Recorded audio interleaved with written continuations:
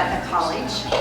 And today, our guest is Dr. Josh Norris, and he's going to fill you in on the trip that the music students went on in January to Eastern Europe. Today, I'd like to introduce Dr. Josh Norris, and I think he brought some people along as well that he can introduce as he goes through the program.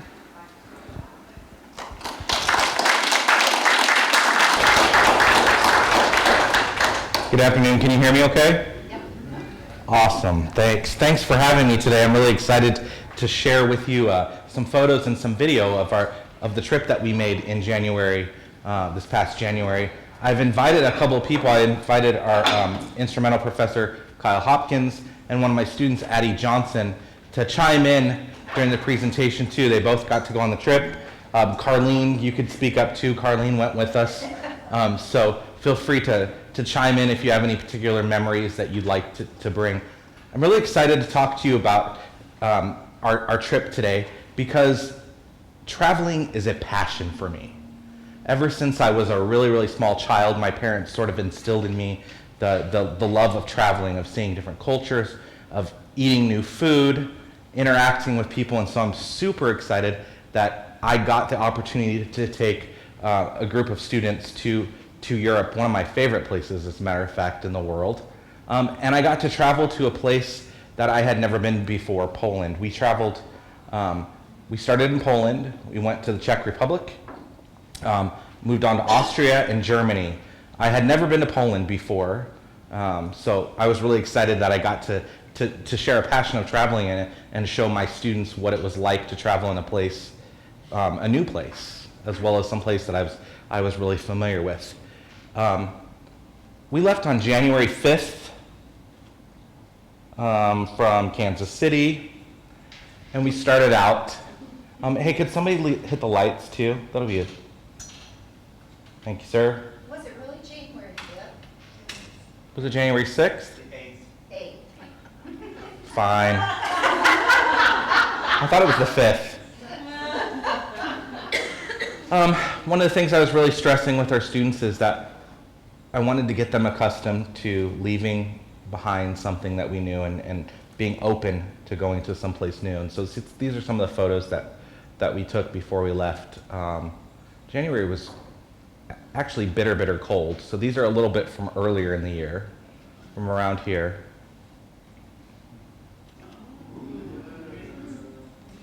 Don't we have wonderful sunsets here in Kansas? Well, there's Addie.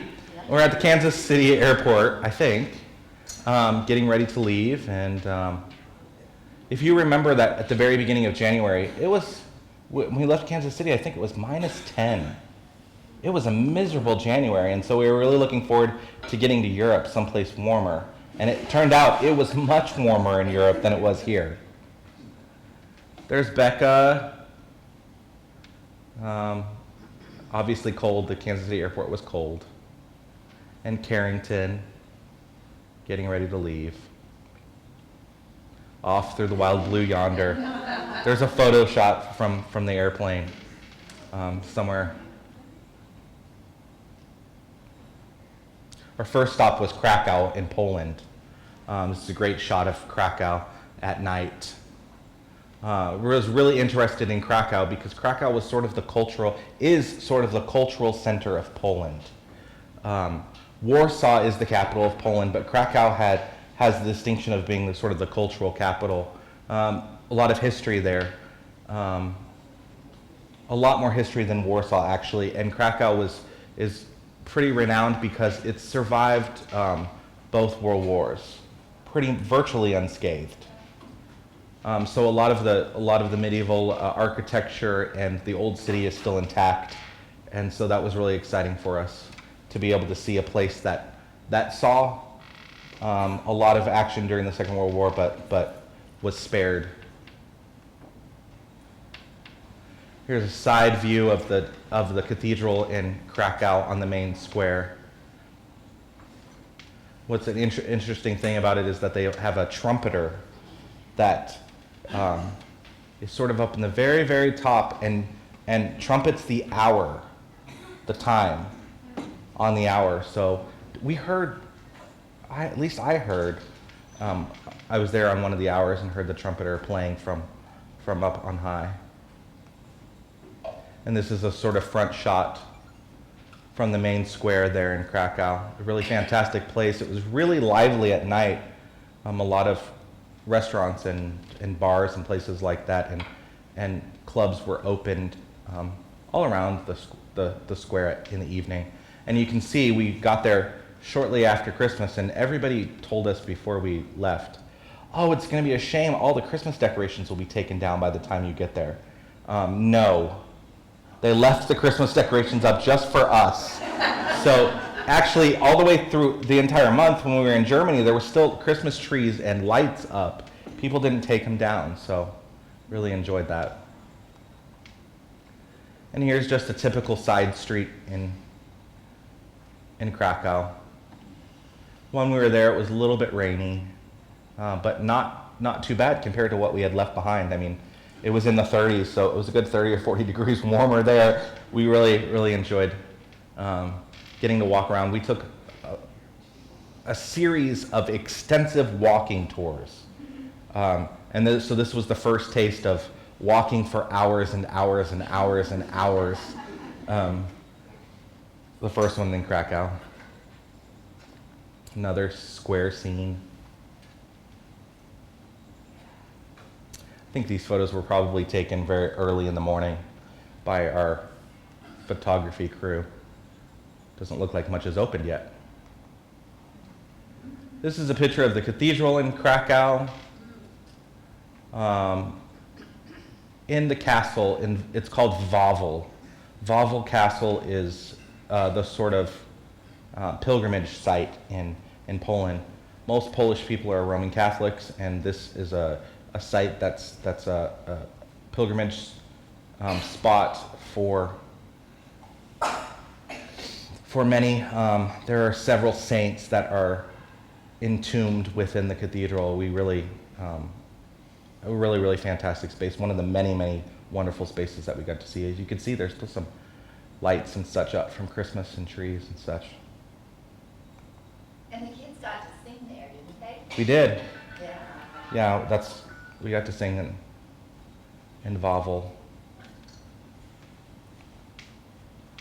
This is the main marketplace. This is the what is called the Guild Hall. Krakow was at the crossroads of the east-west sort of travel pattern during the medieval ages.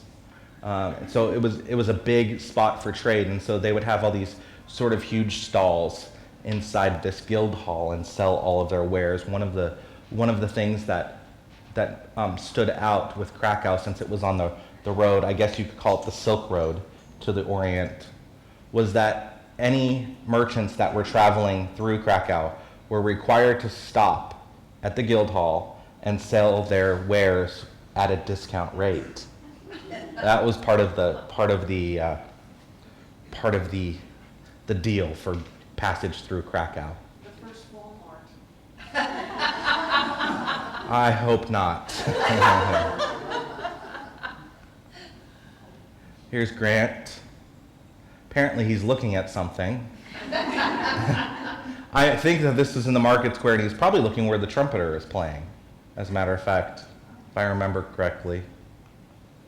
Andy E.H. She's clearly reacting to something I've said. So, there's Kyle, and one of the great things that I really loved about Europe is architecture and art.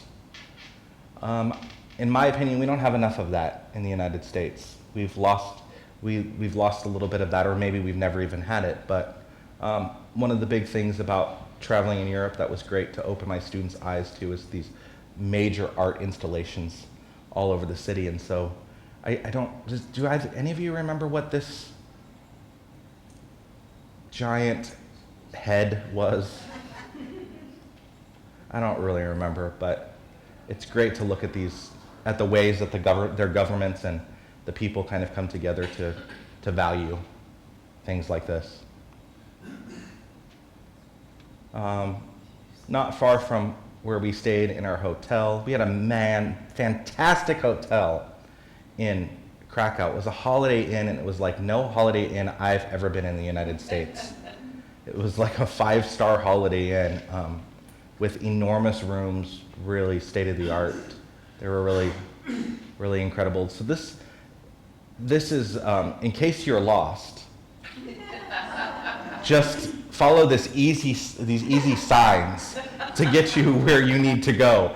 I remember looking at these signs, and one, you can't read them because they're in Polish, and two, I'm not exactly sure where they're pointing to. And so I can't imagine, I mean, there's a building here. I don't imagine you're going to walk through that building, as the sign suggests, to get to wherever you're going.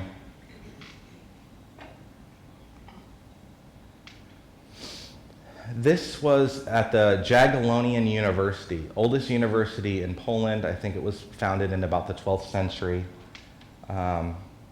This is just one of the staircases into the areas where students have classes and things like that. It's a great example of the architecture and buildings in Poland. Another completely unintelligible street sign. I just love these words. It was really interesting to be able to read Polish because there are so many letters. It's like Hawaiian. There's 45 letters to every single word. So. There's a discount on the letters in Poland. Apparently, and there's lots of leftover W's, S, K's.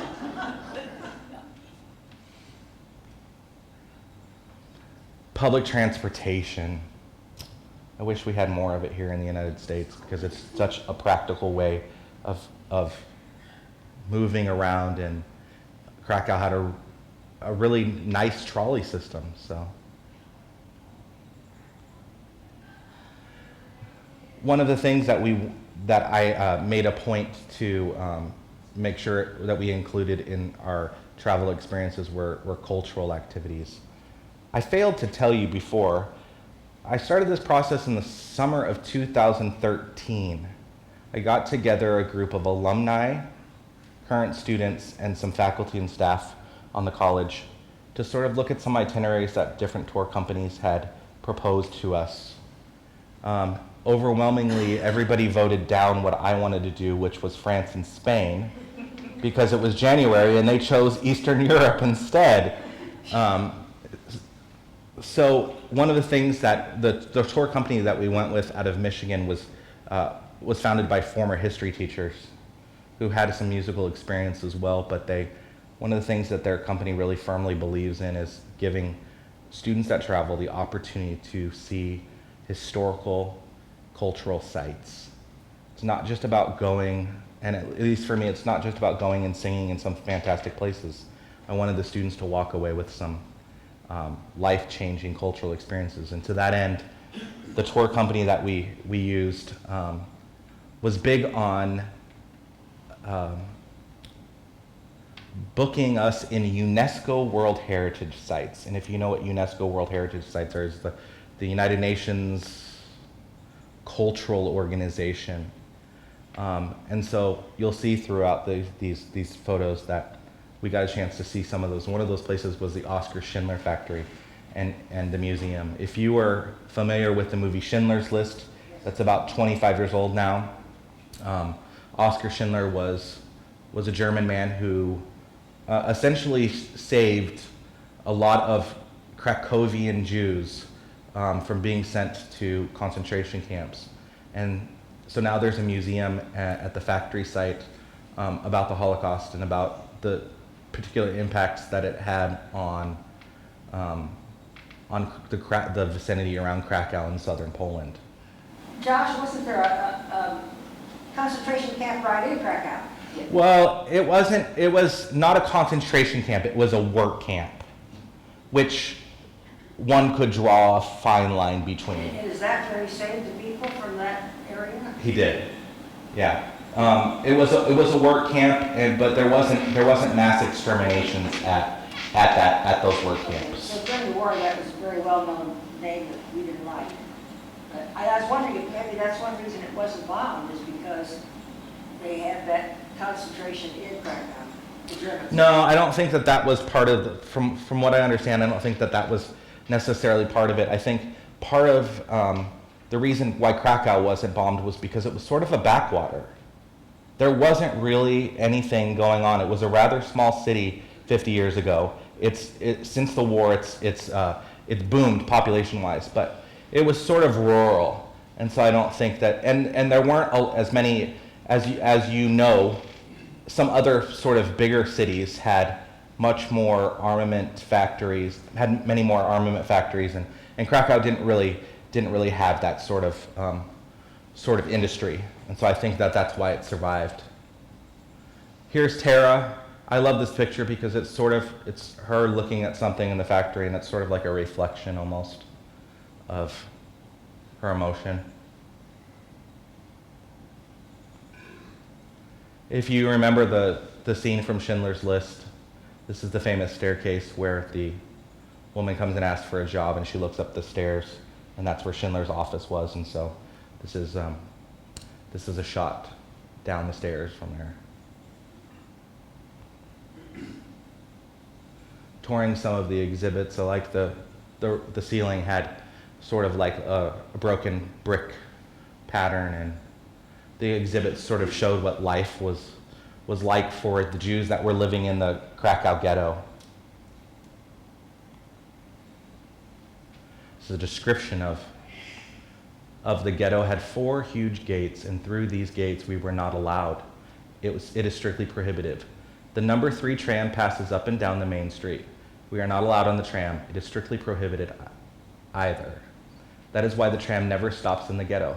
Once a boy tossed a few loaves of bread through a tram window to our feet, and that's a young witness's statement about life in the ghetto. This showed a typical ghetto, Krakow ghetto apartment. And if I'm not mistaken, I think there were 15 or 20 people living in a small apartment, crammed into some of these spaces, and so this sort of showed how small of an area it was. And a photo of Chandler. This, obviously, from this point on, the second day, it was a lot of tears from everybody. There's a photo of a woman impacted by the war.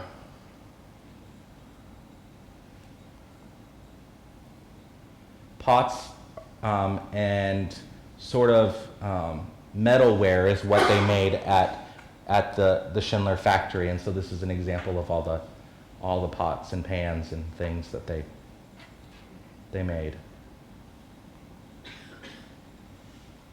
This is, I think, the exhibit where they showed what it was like working at and living at the work camp, which was just outside of the city proper.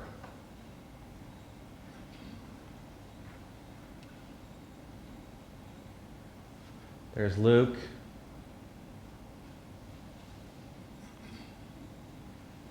I love this photo of Josh.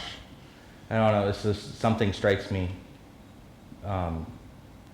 with this photo. It's sort of a reflection you can almost hear in your mind what he's thinking about.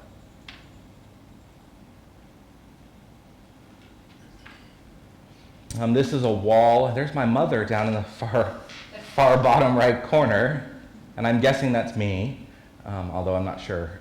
Looking at all the photos of all the Jews that Schindler saved. I think there were 700, and they each have a photo on the wall there with their names. And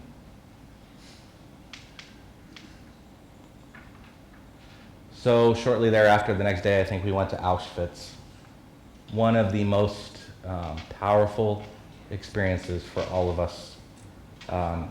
We got to Auschwitz, I think not really knowing what to expect, and we left completely changed.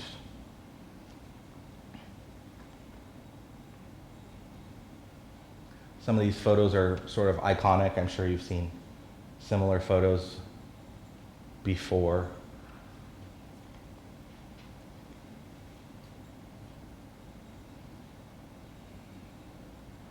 There's Carlene. It was a bitter, bitter cold day. That was probably the coldest day of the entire trip. We were walking from building to building, and it just sort of, I think, gave us a glimpse into what life must have been like. We had nice, big, heavy coats on, you know, and the people at Auschwitz didn't have that.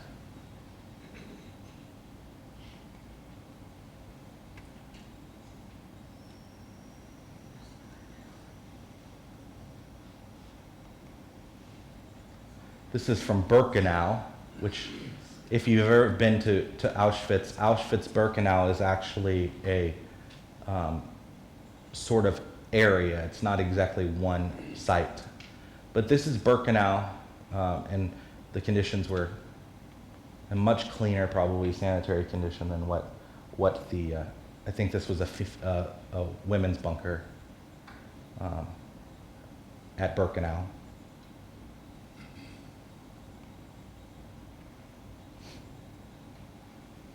These are some items, some brushes that were taken from the Jews when they came by train to Auschwitz, sort of saved in these separate rooms as a reminder of what happened. I had a really awful experience, actually.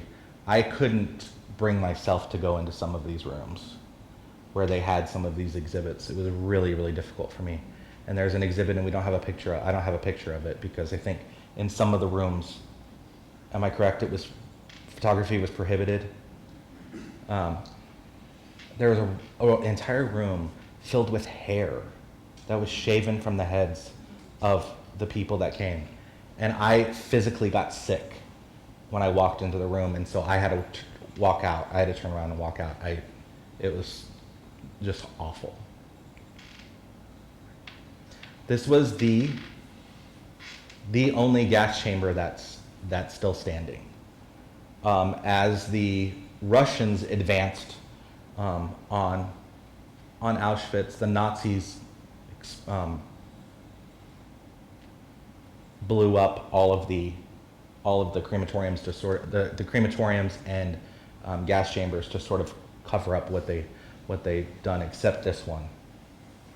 They had a chance to go in there, walk through it. It's not an experience that I would ever recommend anybody to do. It's just horrifying. The iconic shot of the main gate. This is Birkenau, where the trains came in.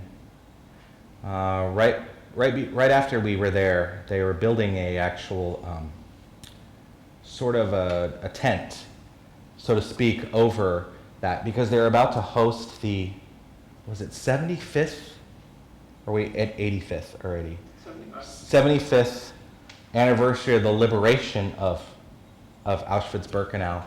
And they were bringing back several hundred survivors to come and remember and have some reflections upon that. And so they were building this sort of enormous tent over that.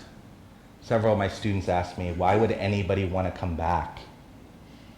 Why would someone want to come back 75 years later? And I remember asking one of the tour guides, and the tour guide said, so they can say they survived, so they can say they made it through this. That for them, for some people, that's part of the healing process. This photo is, the photo that you see on the right was an actual photo taken on the spot as they were separating the lines of those that would go to the right, to the right, to the gas chambers, to the left, to the work camp.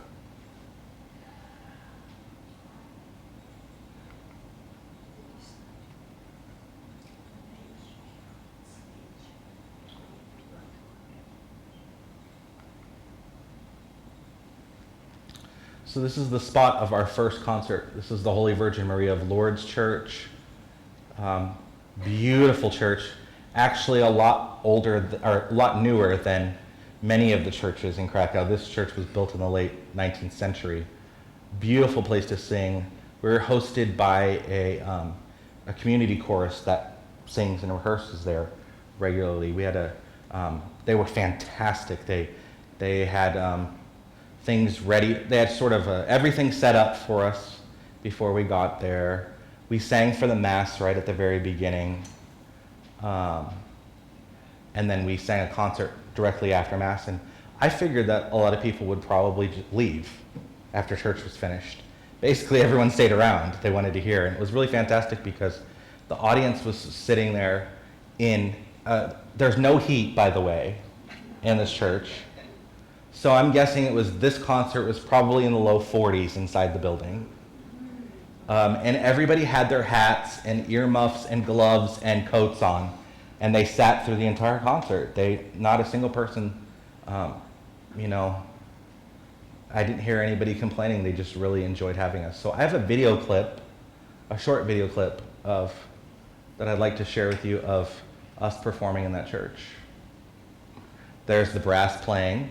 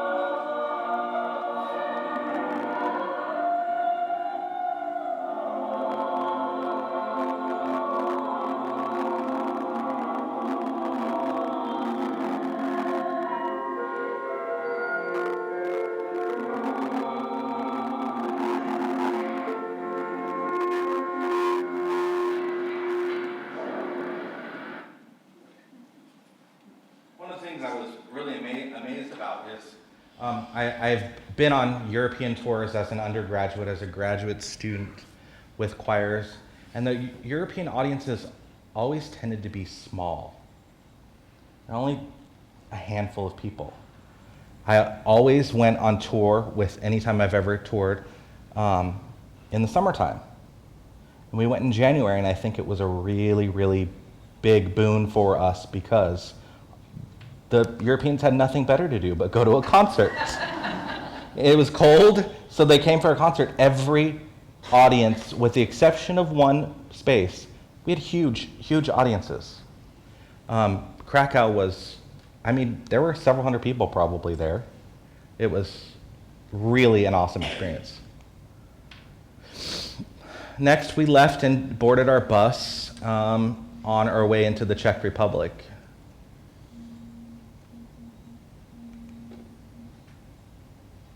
There's Dot and Carlene taking a look out the window. We were on a double-decker bus, which was really awesome because we got to see really fantastic. The windows were huge, and we could see everything that we wanted to see from out the windows. A typical Czech town in the country.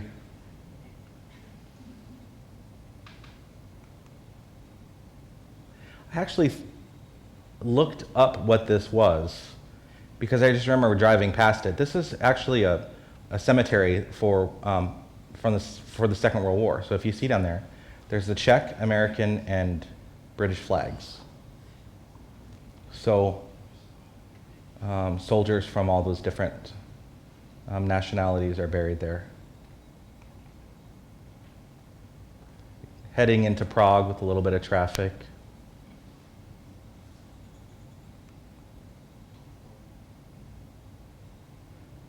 Great shot from the Prague Astronomical Clock Tower looking at the Kier Church. This is the Kier Church. One of the highlights of Prague skyline. Here's a photo of Prague Castle and Cathedral. At the top there is St. Wenceslas Cathedral. This is from the other side of the river.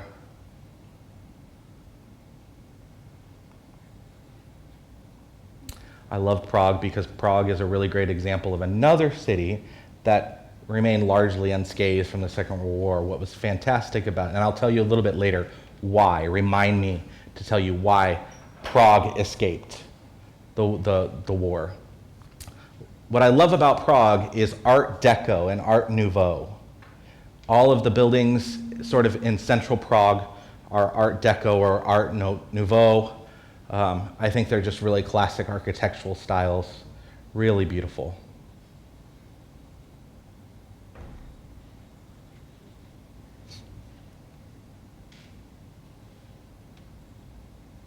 Not sure where this photo was taken from.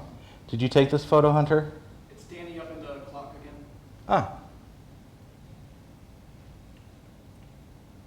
Oh, if you see, I didn't notice this before, over here on the far right is the Rudolfinum. That's the opera house in Prague. We got to go to a concert there.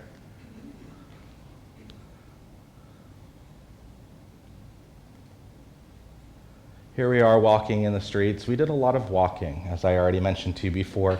And when we hadn't had enough during the walking tour of the day, we walked through the streets looking for places to eat at night and just sort of seeing different things. And when we got to Prague, I was really shocked because the weather was really fantastic. It was clear, and during the day it was about 60 degrees. For January, you can't beat that with a stick, huh? That was really fantastic. At night, it got a little bit chilly, but it wasn't bad at all. There's the famous Prague astronomical clock. On the hour when the bells chime, the 12 disciples of Jesus come out in statue form and sort of do a ring around the clock, and so you get to see their little statues come out. It's pretty famous from example of a early Renaissance clock. There's all of us taking a picture one evening in front of it.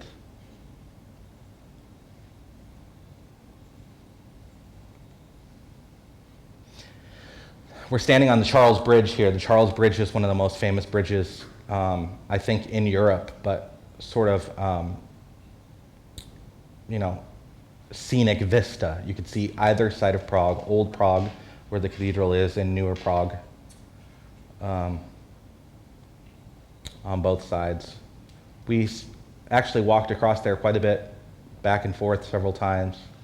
During the day and during the last day that we were there, the weather was even warmer than 60. It was probably pushing 70 probably.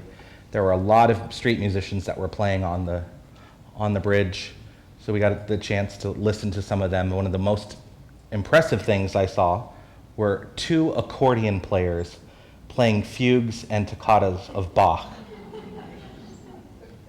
Better than most classically trained musicians would here in the United States, but they were playing them on an accordion. I bought their CD. I mean, it was really fantastic. They were amazing. Another shot from Prague. This is St. Wenceslas Cathedral that you had seen in the pictures before. There's the front of it. Again, late Gothic.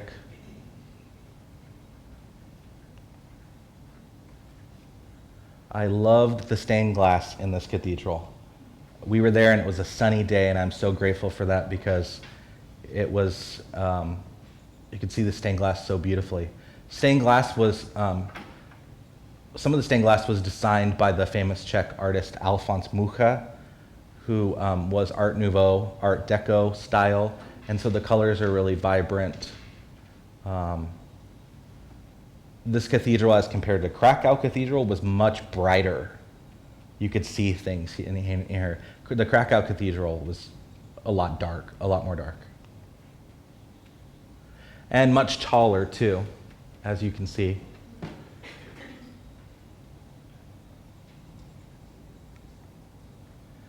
My favorite picture of my mother. I'm actually going to frame this for her and give it to her for a Christmas present. I really liked it. There's Addie. I think she's laughing at, I don't know, there's a tomb there. You probably shouldn't be laughing, Addie. She's laughing at you. Is she? Several saints buried there as well. So this was our walk back. As you can see, two of our friends who went with us were having a little bit hard time negotiating. There's so many steps and so much to walk around. My favorite new food, potato and stick. Potato on a stick. Yeah, so they spiraled these potatoes and roasted them on a stick, and so when we got to the bottom of those stairs, that's what was waiting for us. I think they knew who they were selling to. After we had a long walk, we wanted something to eat, so we sort of sat at a park and ate these spiraled potatoes. This is the start of the Jewish ghetto in Prague. This is the cemetery, the Jewish cemetery. What was remarkable about this cemetery is that I kept wondering, how is it that it survived after the Nazi occupation? And the other thing that was remarkable about it is how there's graves on top of graves.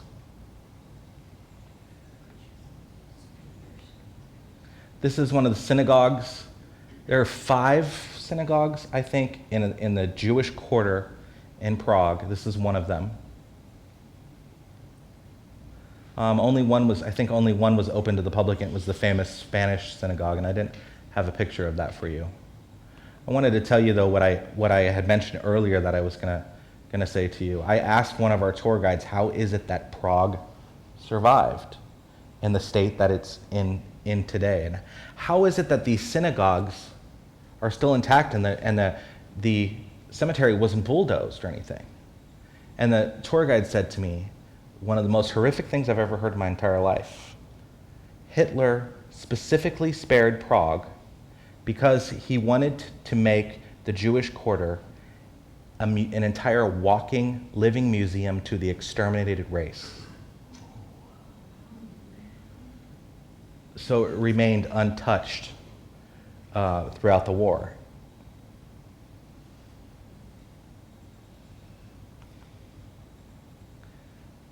We gave our concert at the church, the Korunní Chapel of the Czech Brethren in Prague. No relation to the American Church of the Brethren, as it just so happened that they had the word brethren in their name. Actually, the Czech Protestants are Moravians.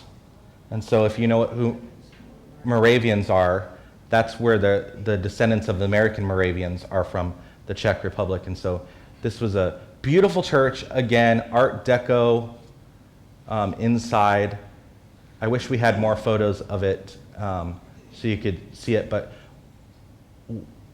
just as we were leaving the United States, the tour company president called me and she said, we're really excited about your concert in Prague. And I said, well, why are you particularly excited about that? And she said, well, I have some great news for you. We're completely sold out. And I said, well, how could that possibly be? And she said, well, we're partnering with the Prague Children's Hospital, and your concert will be a benefit for the children's cancer ward. And so all the tickets were sold out before we even left the United States. So I was really excited about this because we got to perform in this really beautiful space and to an enthusiastic, fantastic crowd. There you go. You can see a little bit of that Art Deco mucha in the background as we sing. Another photo of the brass playing. And here's a clip.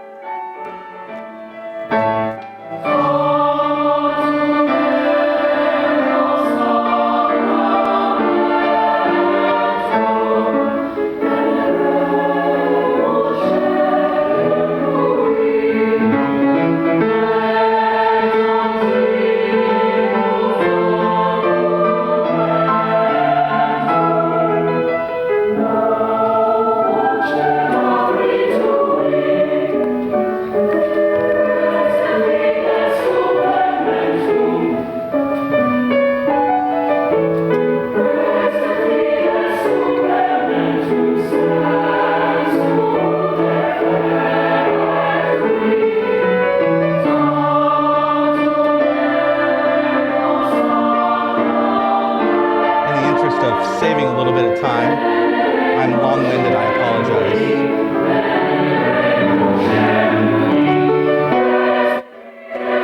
I'm actually going to not play the whole clip for you.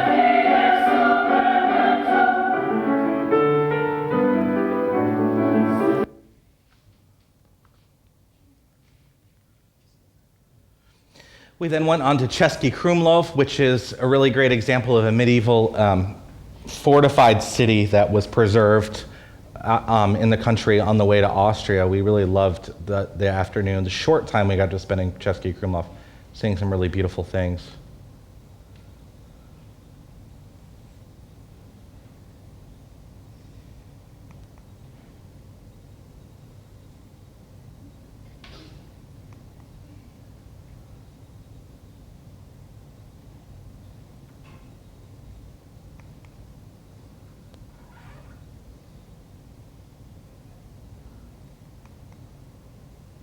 Kyle and his parents. That's the photo you should get framed for them for Christmas, Kyle. Actually, I have. Oh, good. We then went on to Salzburg in Austria. We got to spend a couple of days in Salzburg, which was obviously is famous for the Sound of Music, which very few Austrians actually had ever heard of. But all of us were very, very excited to get to see the places where Maria got and the Von Trapp children got to sing and play. And it was the home of Mozart, so we got to see a little bit of that musical history. We were there, it just so happened, at a really, really awesome time. Every year, well, this is a band thing. You want to tell this, Kyle? 4 years, right?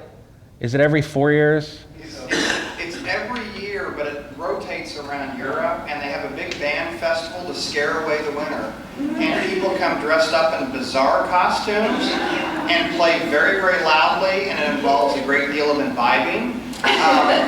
But the thing about it is, you can criticize it and say it's really loud, callous, awful music, which it is. But then you can also say that there's 2,000 to 3,000 people using music to fuel a celebration. So we'll take any excuse to celebrate music. I enjoyed it much more than Dr. Norris, I must say. I sort of steered clear of all of them, but it just so happened that we happened to be there at that same time that the festival was going on, that same weekend that it was going on. And it was great because the city was alive and full of people. There's an example of one of them scaring the winter away.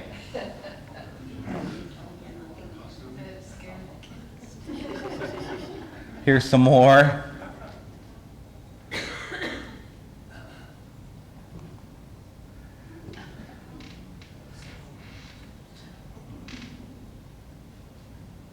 It kind of reminded me of Mardi Gras in New Orleans. Yeah, very similar to that.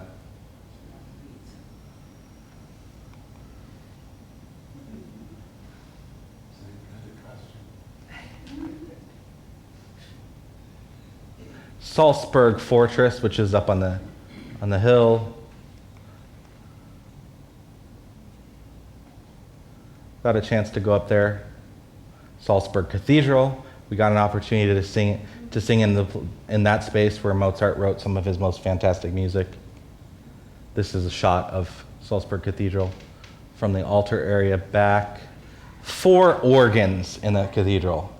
5. Where was the 5th one, Addie? In the back. Oh, there is. That's right. There's Jill standing up near the front.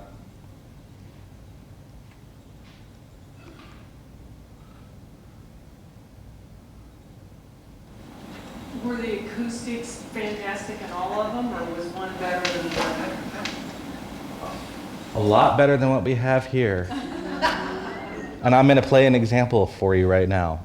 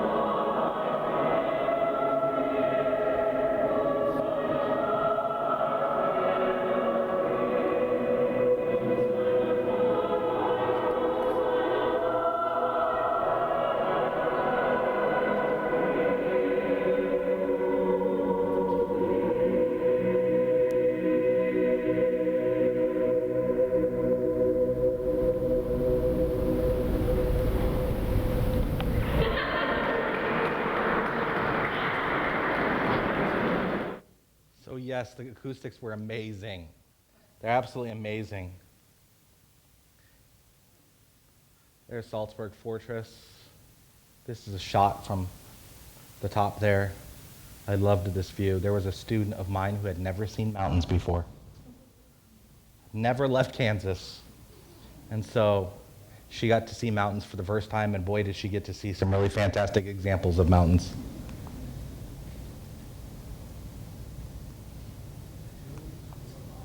The hills were alive. Yes, they were, even in January, right?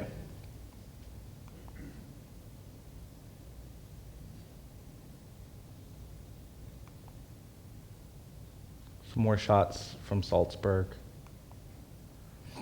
Walking through the city at night.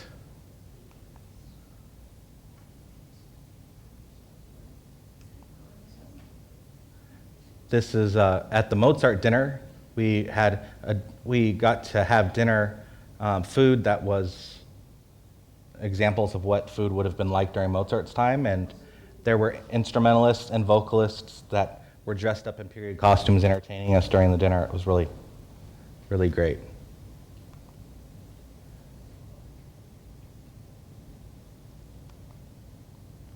Food markets. Wish we had more of these here, like this. Open air markets. Great fresh fruit and meat and vegetables.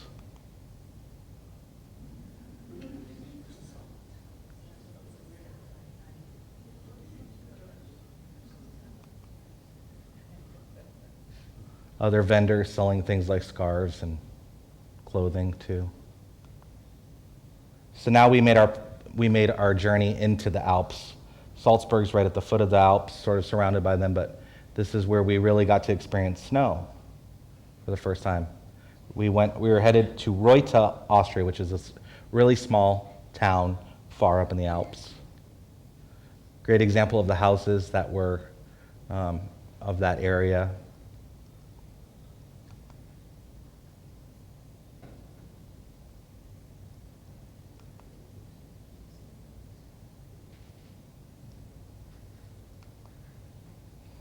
We got to go to Neuschwanstein, which is the castle of Mad King Ludwig II of Bavaria.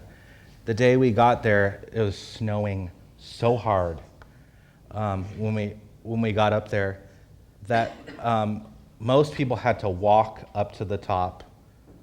I don't even know, a mile maybe, up to the top of the mountain. This is Swan Castle, which is at the bottom of the mountain.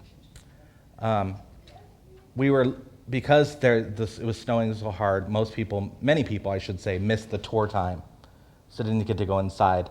But from what I didn't get to, I was with my mom, and I didn't want to make her have to run really fast up the side of the mountain in snow.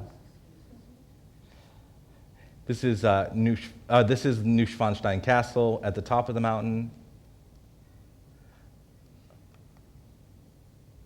And entering.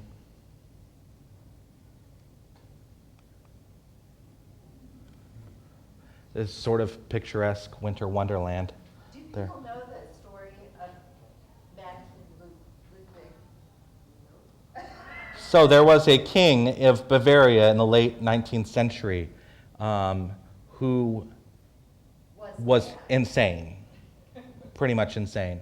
And so he spent most of the treasury of the kingdom of Bavaria to build these castles up in these rather remote, difficult to reach areas up in the mountains, so that he could escape from his court life.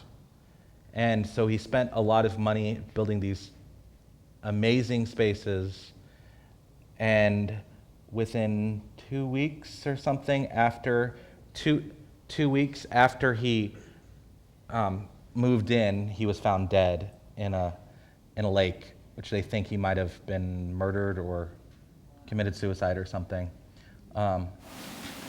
It's mostly undone inside. There's like Right. 4 rooms that are finished because he really never lived there. He virtually bankrupted Bavaria building these spaces. It's a picture of the lake, the snow. This is headed into Reuter, which is the small town where we gave our next concert at the music school in the small town. They had a really beautiful facility. And I'm actually not going to play the clip of the performance for you there because I'm already speaking way too long. I apologize. Be patient with me. There's still great things to come. Maybe we could save the rest since she said she didn't have a program for next month. Is that right? And I didn't plan that. She came up with that. Do you want me to finish the rest on July 3rd? I'll be back. Are you around July 5th? Yes, I am. yay. You sure? Sure, I can do that. Well, you can play the I am- clip then. I will play the clip then, and you'll get to see the other clips. That's fine. I will do July 3rd. I am headed to Europe this next week again, and so, but I will be back by. Actually, I think I get back the day before that. So, as long as you can deal with me being jet lagged, I'll come back and show you from Austria and Germany. If you'd rather do that, I'm happy to do that. July 3rd. I'll put it on my calendar.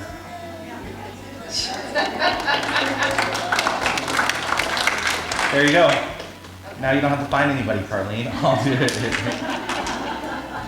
I suggested that before we started. It's a good idea. We were laughing about it, so Diane played right into it. We had several thousand photos and I chose 169 of them. We're about at halfway with video, so.